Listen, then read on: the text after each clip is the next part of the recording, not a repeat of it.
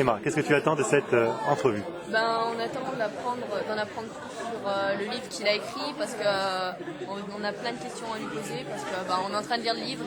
On attend d'avoir des réponses et plus de détails sur le 17 octobre 1961 en fait. En reprenant toutes les questions qu'on va poser et les réponses, voilà, on espère avoir plus de connaissances possibles par rapport à ce roman. Donc j'attends de cette rencontre des informations sur l'auteur et sur sa façon d'écrire son roman et comment il a inspiré la bande dessinée. Bonjour déjà. Bonjour. Pourquoi avez-vous choisi d'aborder la journée du 17 octobre 61 dans votre roman? Alors c'est une question un peu compliquée parce qu'au début je ne voulais pas aborder le 17 octobre 61, j'étais assez peu au courant. Alors j'ai écrit ce livre-là en 1983, fin 82 et l'année 83.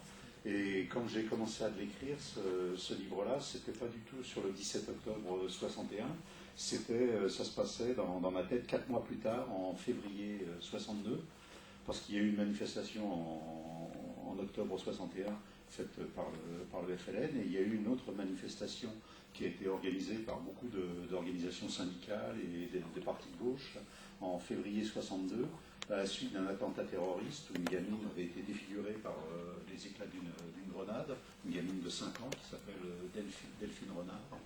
Et il y a eu une manifestation pour protester contre cet attentat terroriste qui avait été commis par l'OAS, Organisation de l'armée secrète, les gens qui voulaient une Algérie française et qui le disaient avec des bombes au lieu de le dire avec des mots.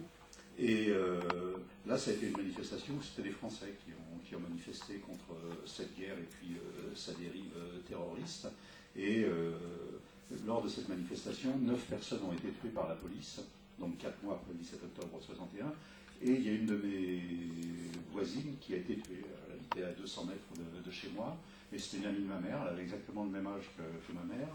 Et un de ses enfants, son fils, était dans ma classe au collège. Et donc, à l'âge de 12 ans, d'un seul coup, j'ai, dans mon entourage immédiat, il y a quelqu'un qui a été tué par la police, une femme, une amie de ma mère, et qui a été tuée alors qu'elle demandait la paix. Et donc, c'est quelque chose qui est resté quotidiennement dans ma tête depuis février 62. Et quand mon premier livre a été publié, je me suis dit, je vais en écrire un deuxième, et s'il y a une chose que j'ai envie de dire dans un livre, c'est de rappeler le souvenir de Suzanne Martorell. En plus, c'est la première fois où j'ai participé à un enterrement, j'avais 12 ans, et on s'est retrouvé à 1 million de personnes, ou entre 500 000 et 1 million de personnes dans les rues de Paris, et nous, on était directement derrière le corbillard, où il y avait tout le collège qui était là, on était derrière le corbillard avec la famille. Et en plus, ça a été une traversée de tout Paris, et l'inhumation s'est faite dans un lieu mythique de Paris, qui est le cimetière du Père-Lachaise, où il y a véritablement énormément de célébrités, et c'est un cimetière aussi qui porte la mémoire de tout ce qu'on appelle le mouvement ouvrier, les ouvriers qui faisaient grève, qui ont été tués lors de manifestations et tout. Donc il y a une mémoire de l'histoire française vue du côté ouvrier dans ce cimetière. Donc, pour répondre à la question, quand j'ai commencé à travailler, c'était là-dessus. Et en commençant, et en travaillant, et en remuant un petit peu des archives, d'un seul coup, j'ai pris conscience, je savais qu'il s'était passé quelque chose le 17 octobre 61, mais j'en avais pas pris la mesure. Et donc là, j'ai pris la mesure qu'il y avait véritablement eu un massacre totalement oublié, et mon livre a totalement divergé, et il s'est totalement placé sur la journée du 17 octobre 61. Et ensuite, j'ai fait ce que vous allez faire. C'est que dès l'instant que j'avais le 17 octobre 61, alors c'était en 83, ça faisait seulement 22 ans que ça s'était produit, et j'étais à la recherche de témoins, et donc je suis allé dans les cafés.